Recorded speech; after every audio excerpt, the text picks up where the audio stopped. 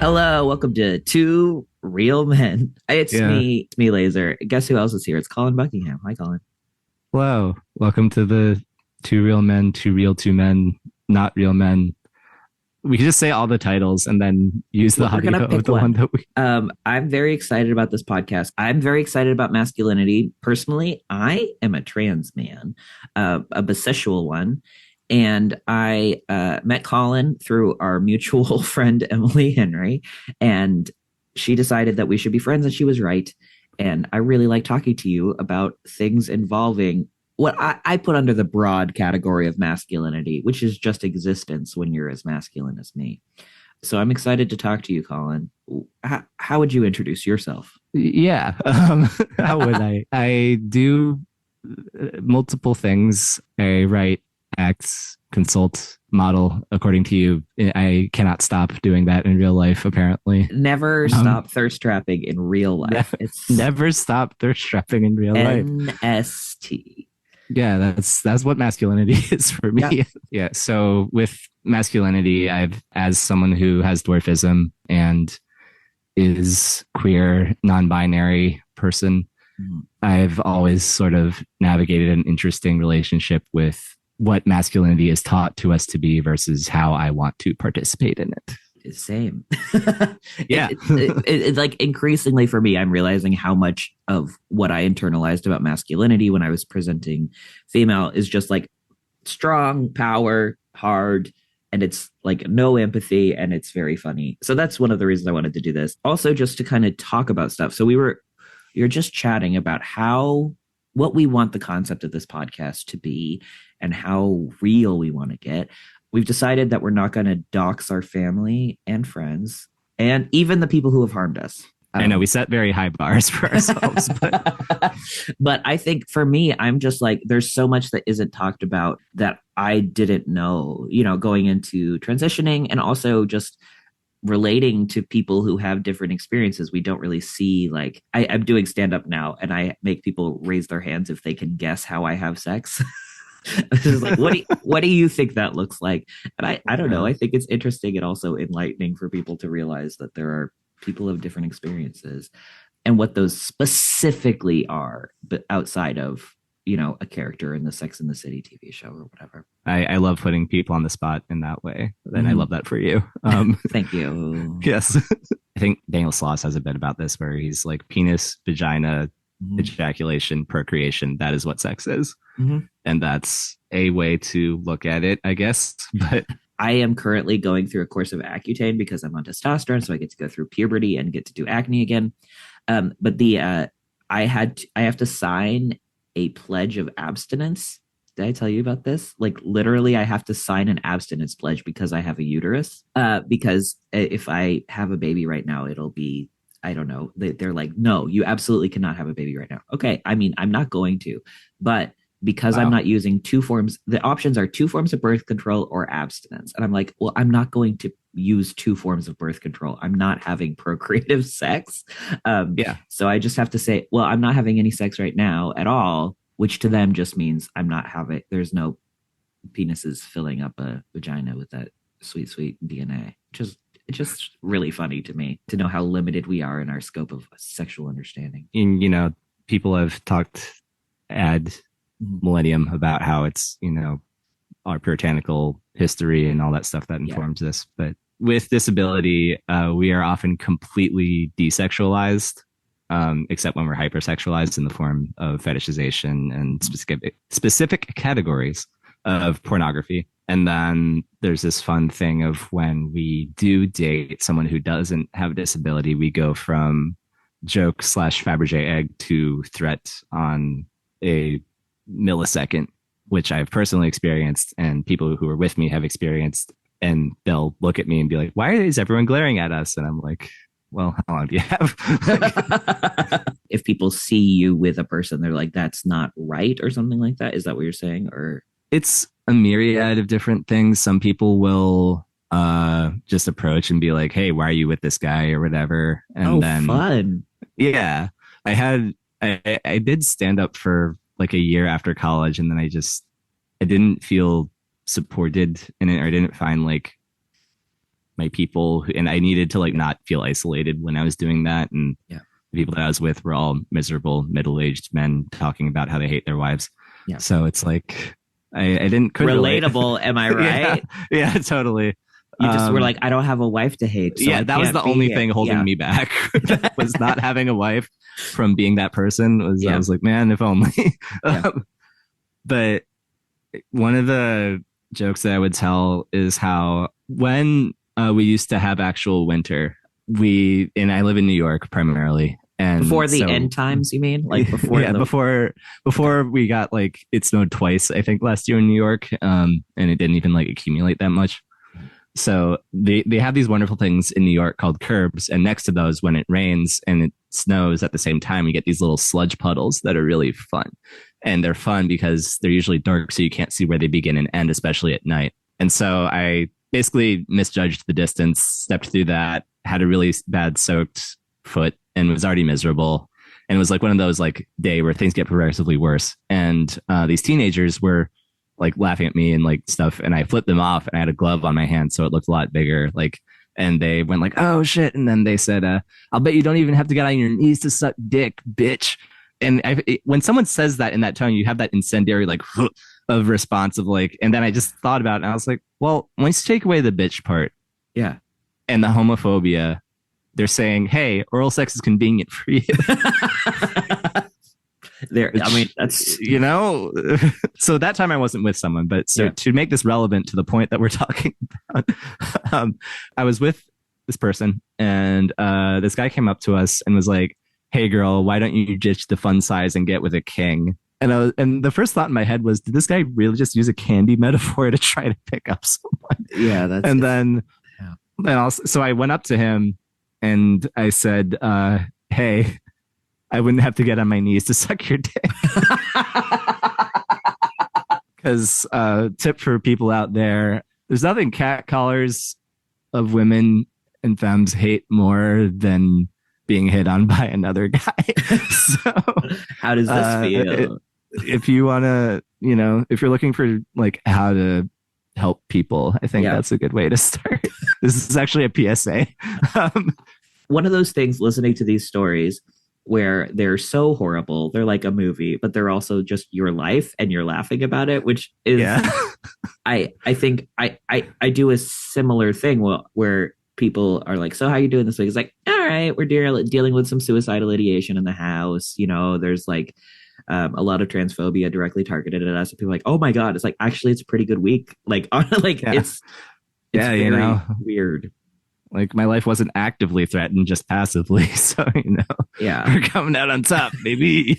I mean, of course, I'm really sorry. That shouldn't happen to you. Yeah. If that goes without saying, but I'm sorry. And also extremely funny stories. So it's weird telling these stories to people because they're like, that sounds like a film, or that sounds very cinematic. Yeah. And as someone who works in film, I'm like, yes. And then also, as someone who it's actually happening to, don't compartmentalize your feelings, feel your feelings about it. But then, after you go to therapy and feel it and process it and all that kind of thing, humor can be helpful because it's sort of, again, quoting Daniel Sloss, it sort of removes the power of the situation that it has over you and like takes away the power of the person who's harassing you or threatening you in that moment once you start joking about it. That's very real.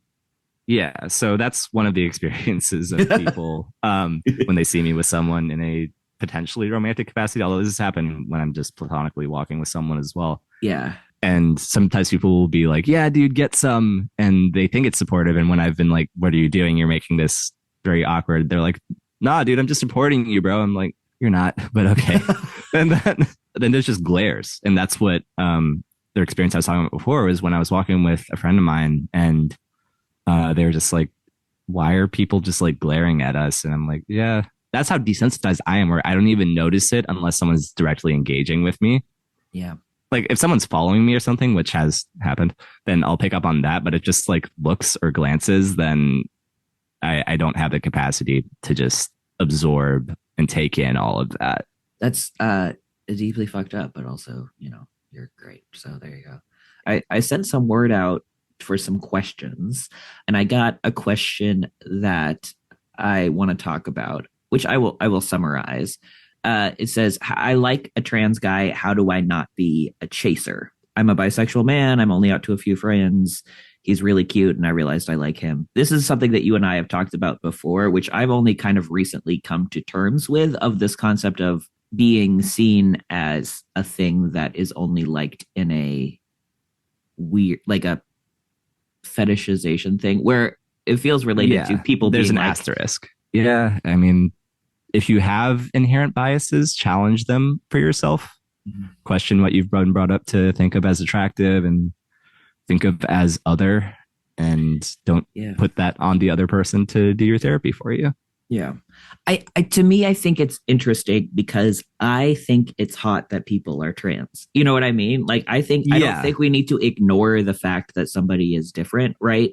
Like, right. no, I just like you like a real woman or whatever. It's like, no, like it's, I think I like the your little belly and the little mole on your chin, and you're like, I like that people are trans. I think it's hot. I think it's cool, and I think that that's very interesting to me that people have to worry about. I'm attracted to this person. Is that allowed? Which a lot of Yeah, people don't have to deal with. yeah.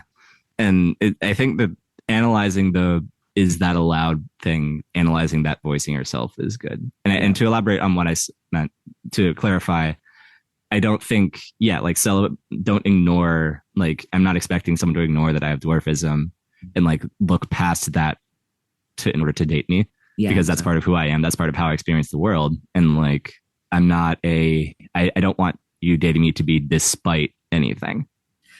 I like that a lot. Yeah, that's a very good point. And I think more so because something that's for me a hot button issue slash trigger would be how people, I don't think code switching is the right word, but they just switch to a different voice frequency and just cadence, and in a diminutive, degrading way when they're talking to other people versus like, oh my God, hi, like that kind of thing, and not in a fun way. Oh So wow, yeah, I think that's where I'm coming from with how, like, talk to this person in the same respect that you talk to, ask them the same questions about who they are and like their identity if you're genuinely curious to get to know who they are.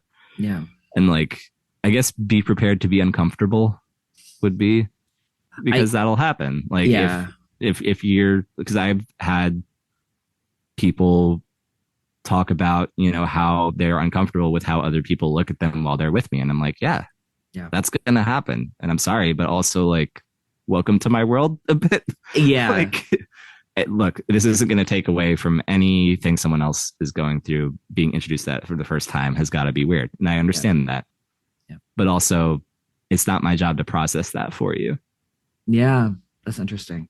I have my main stories. I guess this is kind of off topic, but just in terms of dating cis people as a trans person, Mhm. um, has been it's been interesting because, well, they're more uncomfortable than I am. You know what I mean? They're like, Yes. it's Yeah. just like, I'm fine and this is my life. But I was dating a person, and it was a I guess non-monogamous situation where this person had gone on dating apps and was like, I'm gonna find people.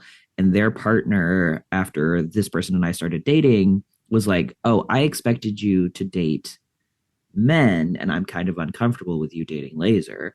And that was a really weird situation for me, because it was like, yes, I am a man and I don't know how to process your partner's discomfort with that. Like, it became like a problem in our relationship because I wasn't, what they were expecting when they thought of man. Um, and then we would go on. I remember very distinctly going, like, walking, and this person had a kid. We were like out at a fair buying tiny pots because I love tiny pots. As you know, your mother has sent me a lot of tiny pitchers and pots. I don't know if you know that, but it's great. I didn't know. I know. Yeah, I'll show them off sometimes. But they were like, I'm sorry, people are probably looking at you and assuming that you are the mother of this child. And like, I'm like, why is that a problem. And they're like, well, they probably think that you gave birth and like they're thinking about your uterus and stuff. And I'm like, I don't think anybody gives a shit about what you're talking like. And It I'm sounds not like that person's thinking about it. yeah, yeah. It's like Yeah. I'm not entirely sure why you are worried about that. But I mean, they're hypersensitive to like to that sort of thing, which I'm sure some people are, but I just like genuinely like I know what I look like to strangers, and especially at that point, I was like, maybe they think I'm a woman, maybe not. I don't care if they don't confront me and go like, "Hello, how did your vagina handle birthing this child?" Which I don't think anyone would. Hopefully, I'm cool. You don't have to be Yeah. stressed about the person you're with. Although, oh, that's a question for me, for you. Mm. Do you feel like people try to be like protective of your feelings in that way? Like the story I just told of like, I'm sorry about this. And what, how do you feel about that? Yeah, I think, and this is a very broad spanning, non specific worry, but I think a lot of people are worried about messing up and about being inaccurate and offending someone. Most of the people that I keep around are not that way for aesthetic reasons, but more so because they genuinely care about someone's well being rather than like, oh, I don't want this to look bad on me if I'm wrong about this thing. Right. But there's a lot of, yeah, people feeling protective either performatively or genuinely Yeah. of my feelings. And I am basically like, if you ask and you're genuinely curious and you're not just trying to cover your own stuff and you're actually wanting to learn, because I know there's a lot of misinformation out there. Yeah. And stereotypes that aren't accurate and that kind of thing, then I won't have a problem answering a question. Usually. If I'm having a bad day, then I might be a bit more, if I'm what at are you like capacity, then human and have different yeah. emotions at different times? Actually, how dare you? Yeah, that's a very ableist of me. Right. Yeah. So How can I handle you if you're not consistently exactly the same and there are very straightforward rules to deal with? Like it's not if fair. I'm not a Disney greeter all the time, how can people You better point with two fingers and not one finger, or I know that you're breaking the rules. That's a very specific Disney reference. You're welcome.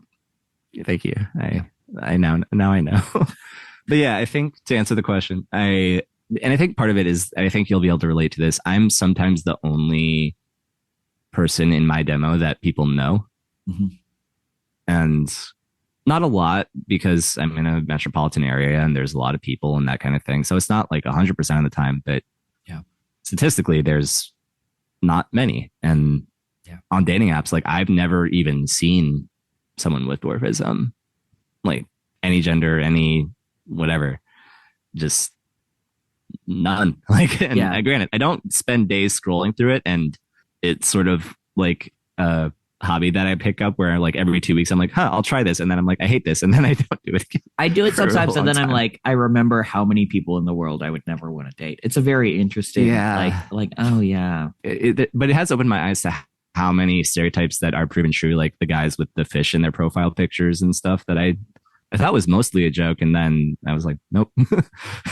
It's very yeah. I've seen a lot of people do stand up about it, but it is, to be honest, it's real. It's out there. Although those are not my kind of. Most of them aren't bisexual, no. So it's not really my problem. Yeah, they're not on my specific preference radar, but I have heard more stories of that. It's also hard being on dating apps as someone who's demisexual, because it's like, how do I make a decision of am I this person? How do I vibe check 5 PowerPoints of this person's dating profile?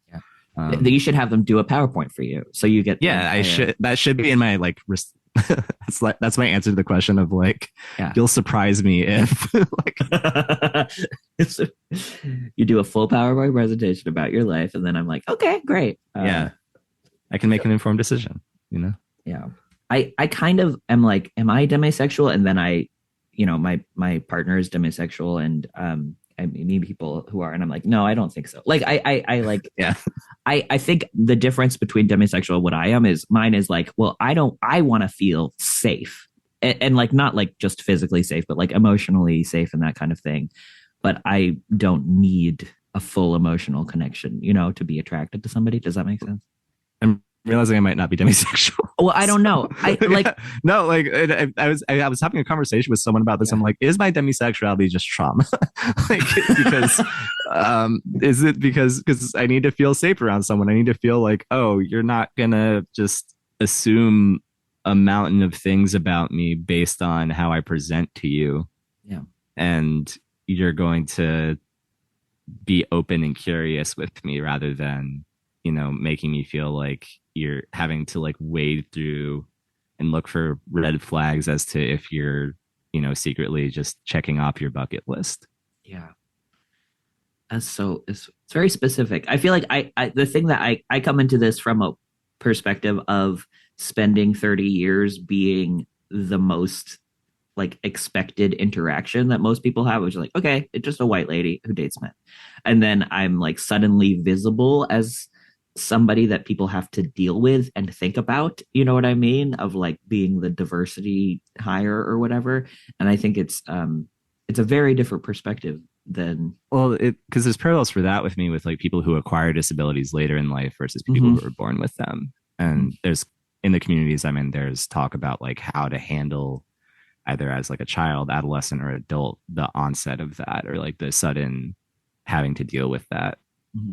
I had a question I was going to ask you about that and its relation to like the person that was like, I'm not comfortable with you dating. Did they say men or women? And They so I'm said not laser. They were like, I expected you to laser. date men and not And okay, yeah. whoever So this is. Yeah. I'd be curious to hear more about like navigating that weird binary that people still have, especially those who are like either adjacent to your circles or in your circles who you're like, Yeah. that was not an interaction I was expected to have being to deal with because of Yeah. either knowing that person through the other person or that kind of thing. It was definitely something that stuck out to me. And I think the reason that it happened is that people were expecting like gay hookup culture. And then they Mm-hmm. ended up with me, which I'm fine with gay hookup culture, everybody. It's cool. But they were like immediately like, okay, no, that's different. And this has to be emotional and this has to be these things. I'm on testosterone. I don't need to be emotional, just so everybody knows. Very comfortable. Stoicism is the only way forward. Very comfortable suppressing all of my emotions, very Yeah. comfortable just taking actions and regretting them later and taking that out on women or whatever. Like I'm fine with Yeah. it. You can't spell compartmentalizing without men. Hold on, is that the name of the podcast? Compartmantalizing. Hey. I don't know. I think that the thing I want to talk about is I think it's very interesting that people assume that trans men don't work the same way men do in terms of like gay hookup culture and this kind of stuff. Like people will tell you that gay men or bisexual men aren't interested in trans men because we're not really, because they're like, oh, all gay men think vaginas are gross or boobs or whatever. And I think if you're really actually in that world, first of all, everybody's a human and makes their own choices, but also people are totally fine with it. Like people Yeah. for the most part, everybody's like, yeah, this is fine. I'm just looking for a person who fits, who wants to look for me as a person. And, there's some people who only like really hot people. But other than that, like, I think we underestimate how many folks are just cool with trans people because of Twitter and Yeah, how like the loudest voices. yeah, exactly. Yeah. I think there is that the thing that you brought up makes me think of how people will say, oh, yeah, I definitely think of you this way, and then still have that thing of accept in their heads of like, when it gets down to it, that you don't fulfill this. And I think that comes from, at least from what I've seen and relating it to my stuff, is how we're taught to, when we're taught acceptance, it's from a language first standpoint rather than a mindset first standpoint. Ooh. And we're taught the terminology for it rather than challenging how we think about stuff. Yeah. And the way I experience that is like when kids will comment, because they're kids, they don't know what's happening. This is their first time seeing something, and it's challenging their thing sometimes. And then witnessing the parents' reaction to that is sort of what opened my eyes to that, is because sometimes parents will say, don't say that. Mm-hmm. And in the kid's mind, they're just going to go through the next X number of years repressing thoughts the most effective and succinct thing that I saw a parent do, and this parent was like at the end of their rope, was like just exhausted, just had the look of like, I've worked 2 jobs and this is not my only child. and and the kid was like, why does he look that way? And then the parent just looked at him and was like, some people look different, they're still human, treat them that way. And I was like it should be just that. Yeah. And the kid was like, okay. And then that was it. That was it. There was nothing else. Yeah. And I was just like, Jesus, that could solve so much of things. Yeah. And because I had to have a conversation recently with someone, which was not a fun conversation, of how they would exclude me from like, talking about setting their friends up with people. And I was like, why have I never come up in that? And then it was an uncomfortable conversation where they had to be like, them realizing that they never thought of me in that way, but it wasn't from an intentional space, but it was from a just systemic ableism stuff that just matriculates into our subconscious of just not thinking of people in that way. Yeah. And even if it's like I don't know if this other person would be into that. And it's like, well, do you? Yeah. Do you know for sure? Like and I think that when it comes to the stuff that's easy to do, like putting our pronouns in our bios and posting the rainbow flags and that kind of thing, then that's fine. But when it comes to like the deeper stuff of challenging what you think of as like when it gets down to the wire and things that matter to you, like dating, that kind of thing, are you still going to think of me in these categories or not? To me, that's a big splash of like representation and stuff. Oh yeah. Which when I saw the Barbie movie, I was just really sad there wasn't a fuckboy trans man in it. I was just like, this movie has, and obviously you think about that when it's a movie that has a lot of really great representation, and you don't say that about like the Goodfellas or something. But I'm like, I've never seen the Goodfellas. I assume there are boys in it. So I wouldn't criticize that film for representation, but I'm just like, I want there to be trans men who are just doing the things that men do on television and fucking each other and all of that, where like explicitly in the Barbie movie. That's what I want. I want a sex scene.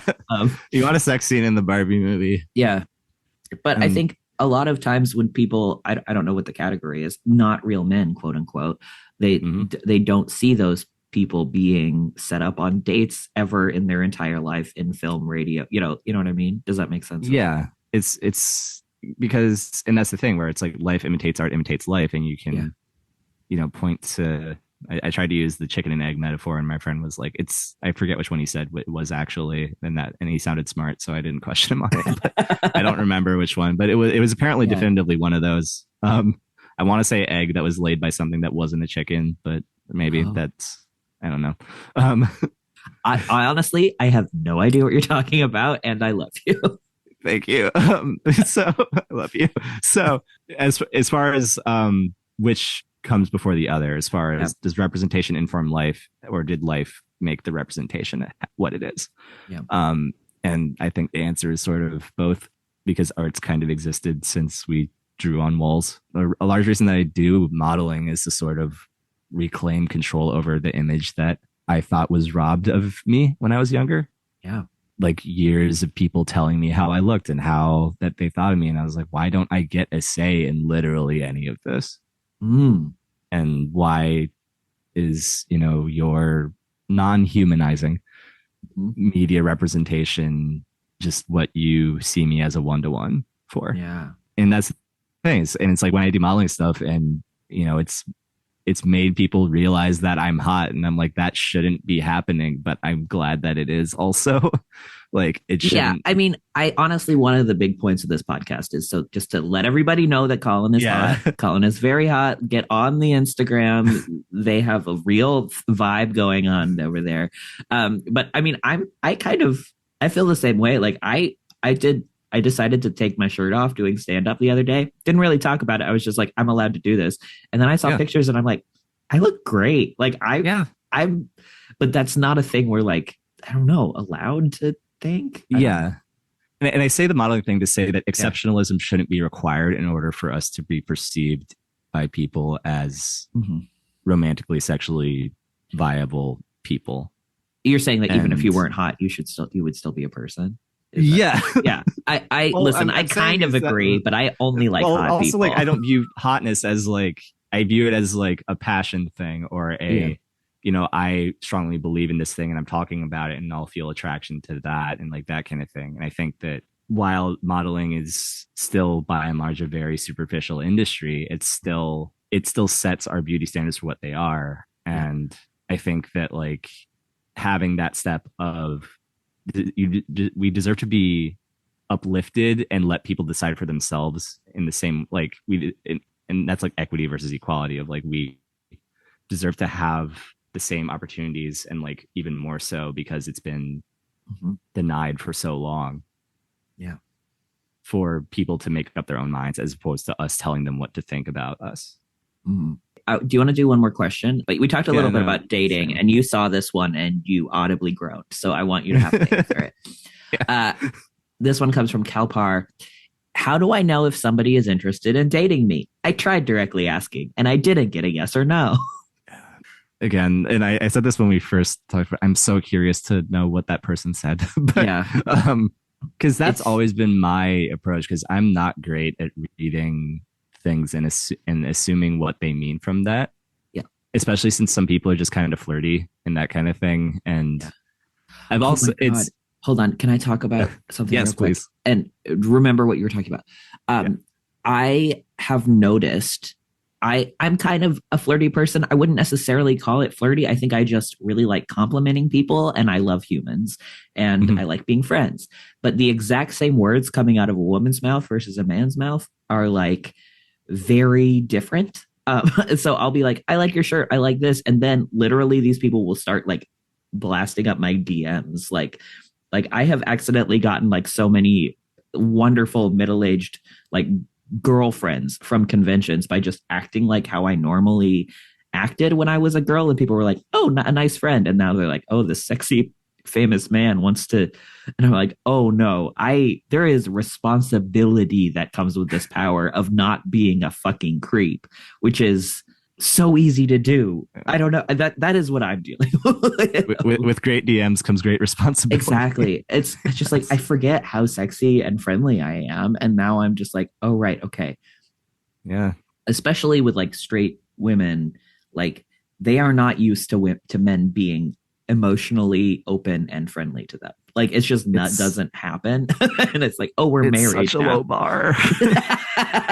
It's such a low bar. Like I was going on a date with someone and I asked if they had like dietary restrictions or allergies, and they were like, "Oh my God, that's so sweet. No one asks me that." And I'm like, "Really?"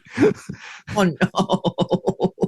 Like that's like not going into anaphylactic shock is the bar, I guess. Like that's Yeah. Yeah. and when I say like I'm not good at picking up cues, I mean that both in that I have totally missed when someone was very into me and just Yeah. nothing. And then I've also thought there was something when there wasn't anything. Yeah. The latter happens less now that I've gotten older and like let go of a lot of the nice guy bullshit that I was brought up in. I had a nice guy who had a big crush on me for all of high school, and I still have all of the multi-page emails that he would send me like every other day. It's Yikes. devastating. It's a bad. That's effort. Like, and they're forever, which is the great part. Yeah, they're forever. Yeah. In my response to this question is I don't know. I'll tell the story of how I met my girlfriend, which is we were both at an event, and in retrospect, flirting with each other extremely hard. And I would say things like, I only want to talk to you, but I guess I should go talk to other people. And she was like, well, we can always circle back to each other and stuff like that. And I complimented her eyeliner because eyeliner is the sexiest thing in the world to me.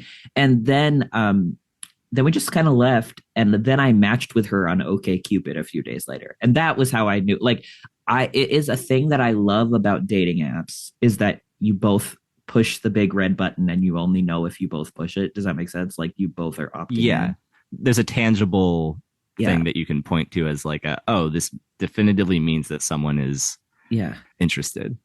And the only thing I like about them, but it is Yeah. very much like I wish I could do that in real life with people. Of like, Yeah. please, can you tell me? So I'm not qualified to be giving dating advice. So I'm going to answer the question and then go on a tangent of how I've gotten better a little bit at this recently. Because I used to be in the very same boat where, especially in college and high school, and I would just be like, hi, I like you.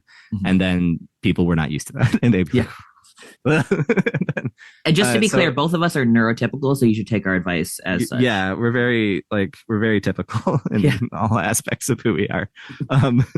So if you ask this person and they didn't give a clear yes or no, either they want to string you along, they don't know themselves genuinely, or they're not emotionally at capacity to handle that question.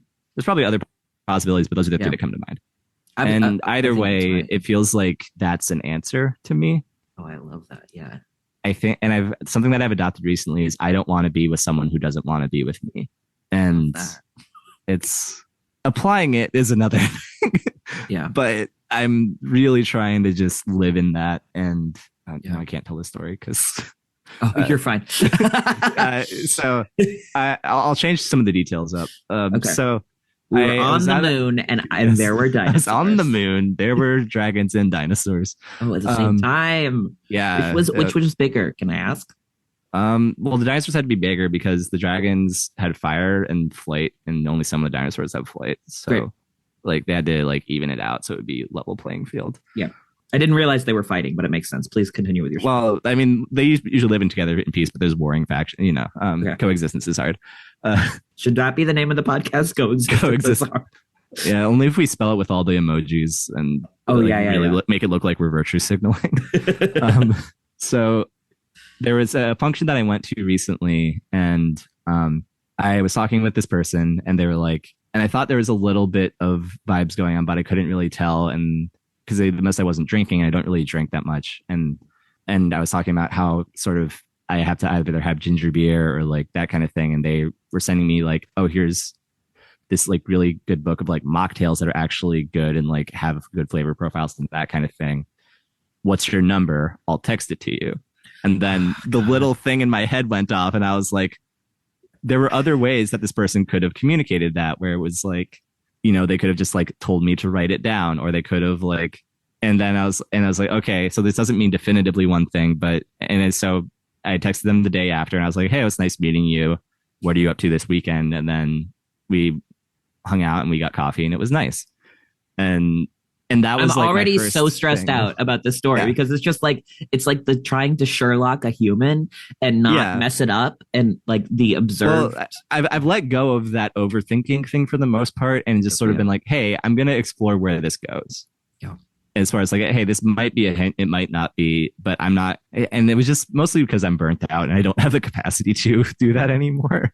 But I was able to successfully not, overthink and not have stakes. And also like liking myself is really big part of that, because now that I don't put a lot of weight into what a person I met for the first time thinks of me, it's really nice to not be overthinking and like thinking, oh, this has to go well and that kind of thing. And I don't know, we deserve to be desired as much as we desire others.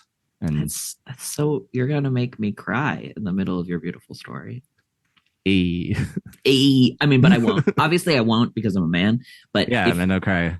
If I could, we can only shed one single tear that like goes down like the corner of our eye, and then that's only at like funerals or seeing someone stand up for someone else. If like our daughter wins the softball championship or something. Yeah, but she has to do something that's like athletic or like in a man's world. So yeah, it's like, oh my god, I didn't believe you could do that. I didn't believe women could do this, and now they did.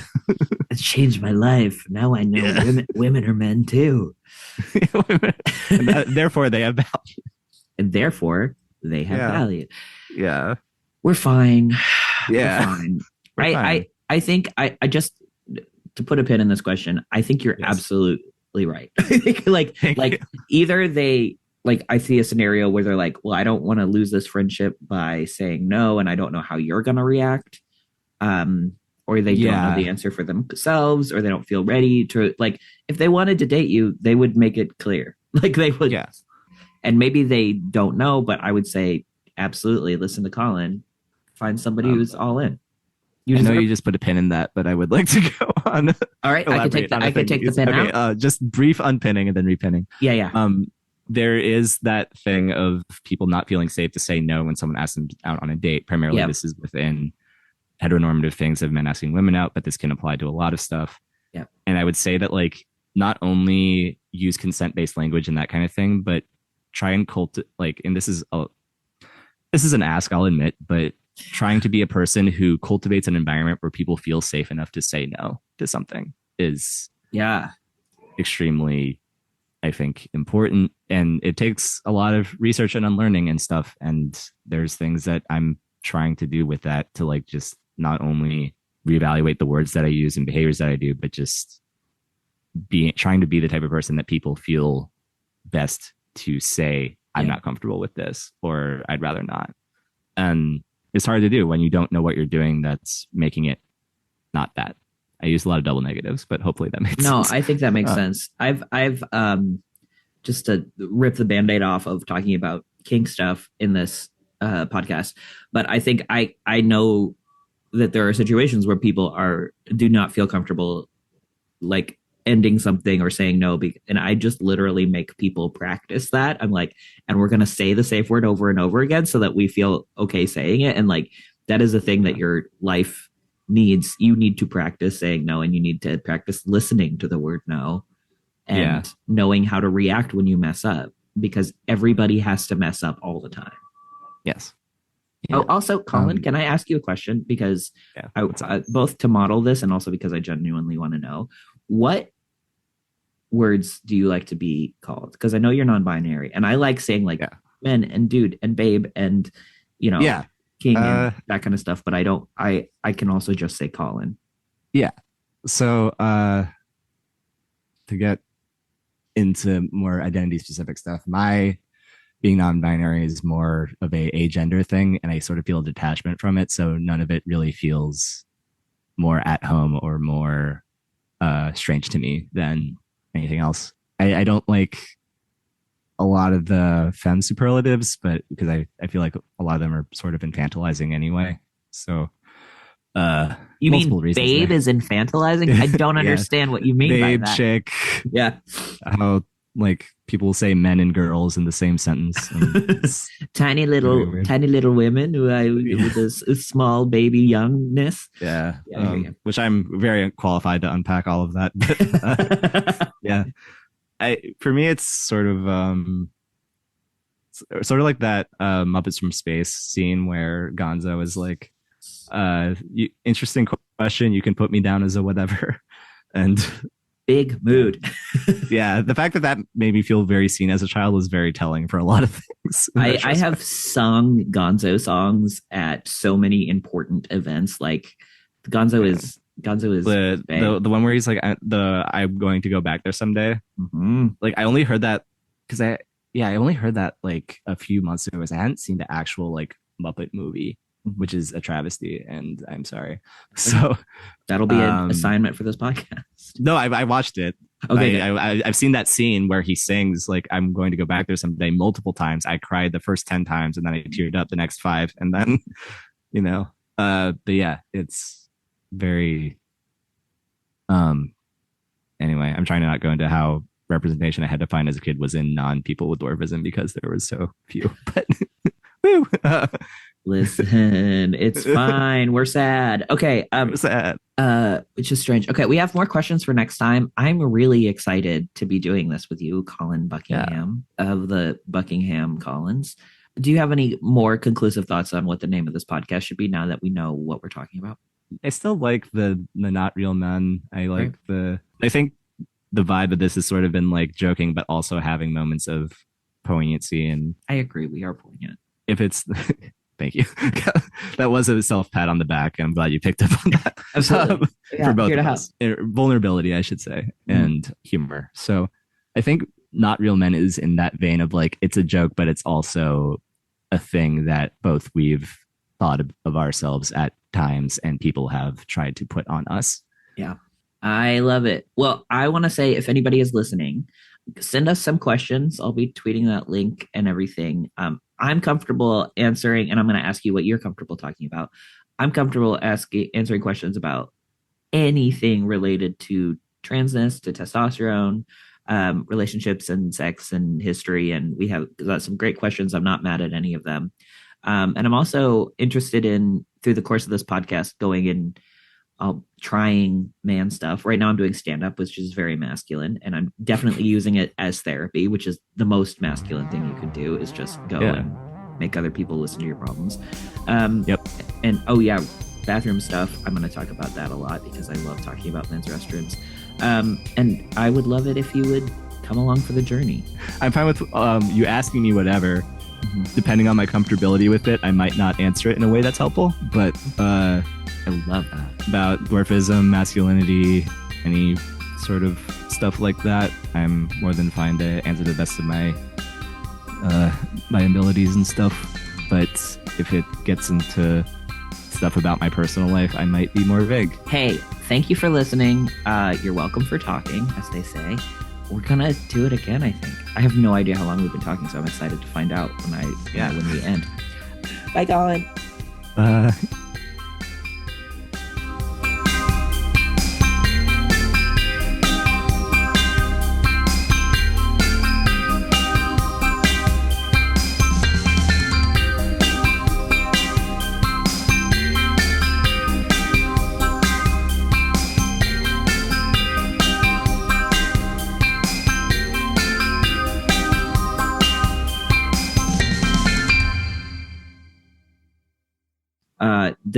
It's definitely leaf blowing time right now at my place, which is very unpleasant. I feel like once we get $1 million to do this podcast, and we have a special, like, we record it in Meghan Markle and Prince Harry's house where they have a special podcasting studio.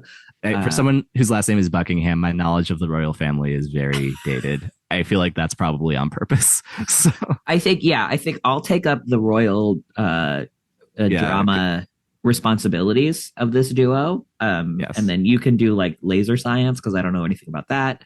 And we'll balance it out. Light amplification, something, electronic radiation. Yeah, the S actually stands for something, which is weird. Yes. Yeah.